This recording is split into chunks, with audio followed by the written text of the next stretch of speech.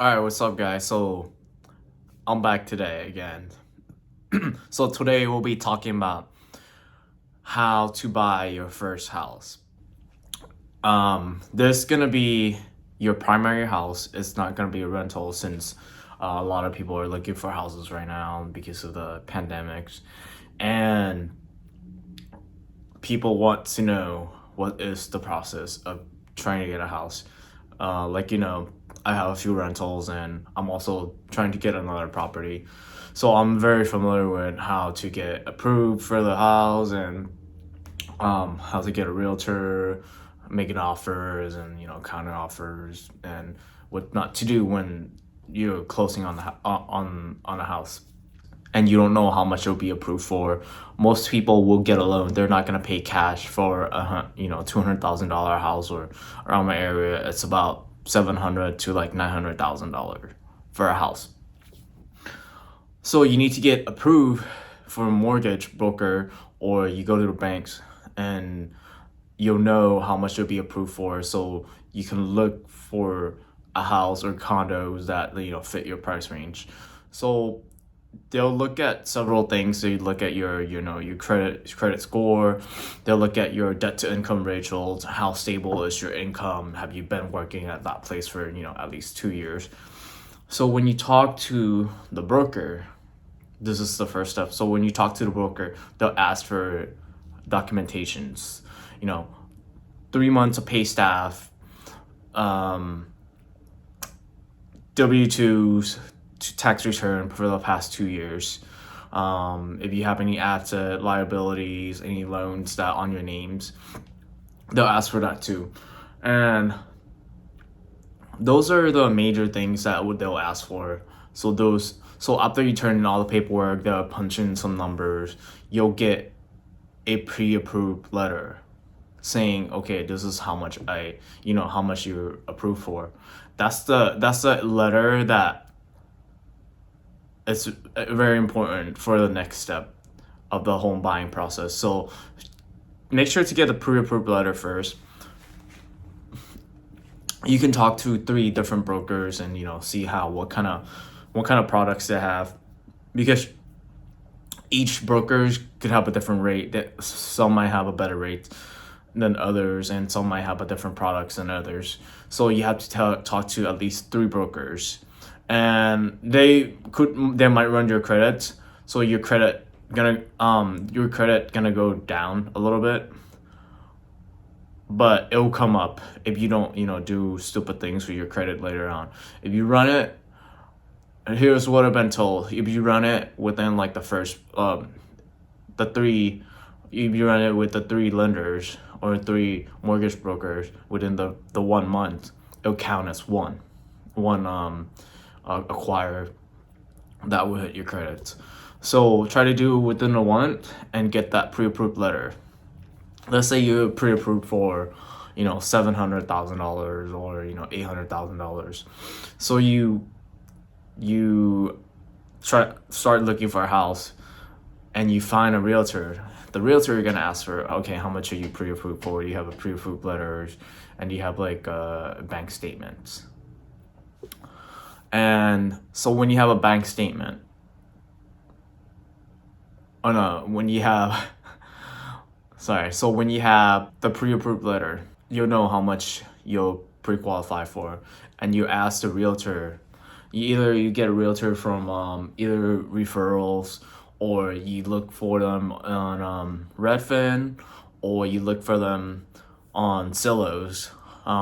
They have this star rating, so you could see what they have on there. A lot of realtor that's like pretty good in your area will have like a lot of stars. So if you want to go that route, that your referrals, you can just go on the Zillows and look for the people that sold the most houses.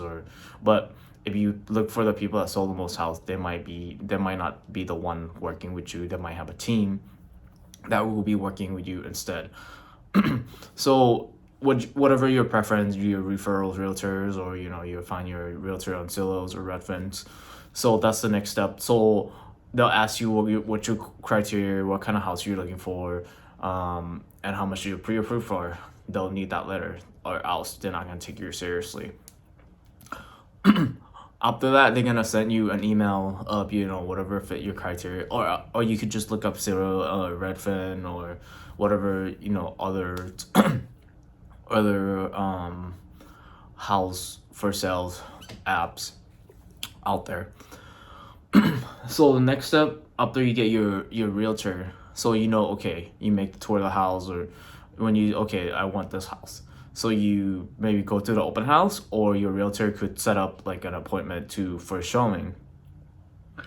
After that, you make an offer. So when you make an offer, you kind of need to know what kind of market you're in.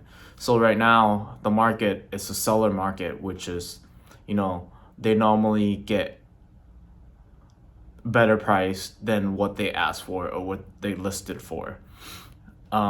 Let's say right now, in my area, sometime the house is listed for certain amounts, but people are willing to pay 50,000 to like 80,000 over the asking price.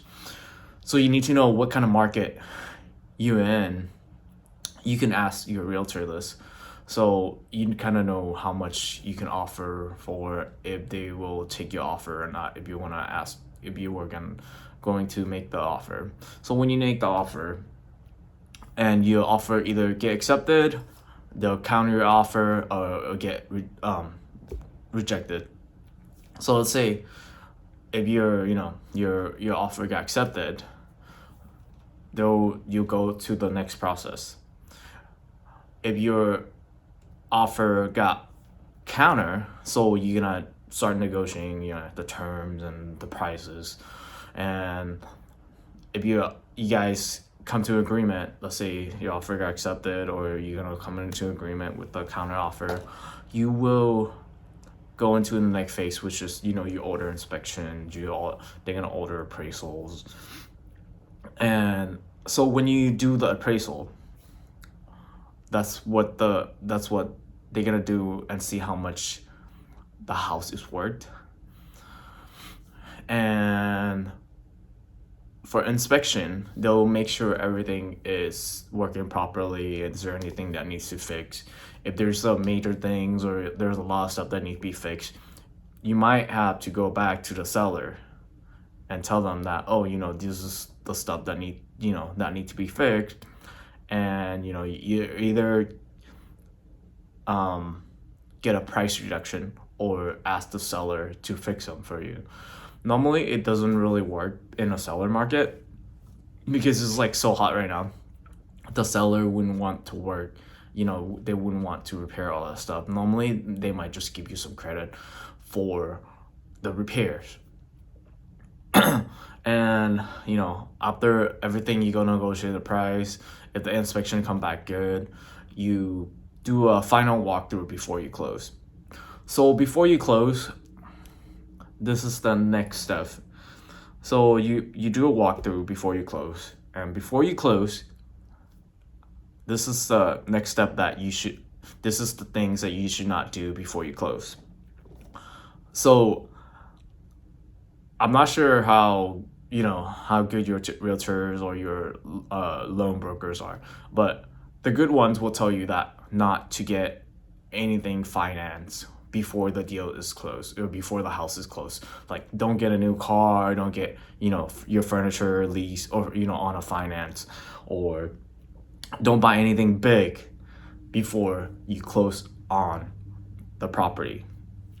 Because when you buy something on a finance, you buy a new car that's finance, your debt to income ratio will change, and you might not be able to get approved for whatever you pre-approved for.